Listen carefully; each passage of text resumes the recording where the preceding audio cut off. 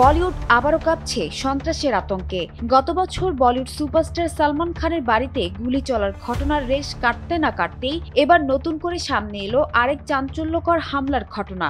এবার গুলি চলল বলিউডের জনপ্রিয় অভিনেত্রী দিশা পাটানির বাড়িতে।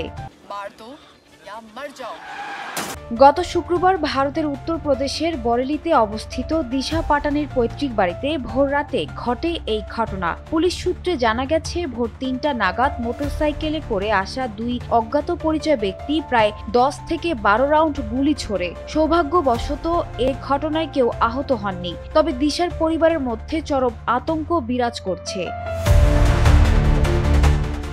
ঘটনার দায় স্বীকার করেছেন কুখ্যাত গ্যাংস্টার গোল্ডি ব্রার। তার দাবি, দিশার দিদি খুশবু পাটানি নাকি হিন্দু ধর্মের প্রতি অবমাননা করেছেন। গোল্ডির ভাষ্য, সনাতন ধর্মের অপমান আমরা কিছুতেই সহ্য করব না। এ হামলা ছিল একটি সাবধান বাণী। কিছুদিন আগে এক ধর্মীয় সভায় আধ্যাত্মিক গুরু অনিরুদ্ধ আচার্য মন্তব্য করেন, আজকাল ২৫ বছরের আশেপাশের মেয়েরা বিয়ের আগে ৪ থেকে ৫ জন পুরুষের সঙ্গে শারীরিক সম্পর্কে জড়ান। আর এই মন্তব্যে ক্ষোভে ফেটে পড়েন দিশার দিদি খুশবু, যিনি নিজেও একজন প্রাক্তন সেনা অফিসার এবং সামাজিক মাধ্যমে বেশ জনপ্রিয়। খুশবু আচার্যকে নারী বিদ্বেষী, দেশদ্রোহী, নৃশংসক বলে আক্রমণ করেন এবং জানান, এই লোকটা আমার সামনে এলে আমি ওকে ঠিক বুঝিয়ে দিতাম। সমাজের যত নৃশংস তারাই ওকে অনুসরণ করে।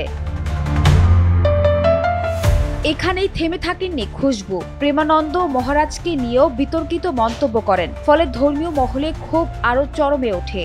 ঘটনার পরপরই দিশা পাটানির পরিবার পুলিশে অভিযোগ দায়ের করে। বর্তমানে অভিনেত্রীর বাড়ির বাইরে পুলিশি নিরাপত্তা মোতায়েন রয়েছে। এরই মধ্যে পুলিশ দুষ্কৃতদের শনাক্ত করার চেষ্টা চালিয়ে যাচ্ছে।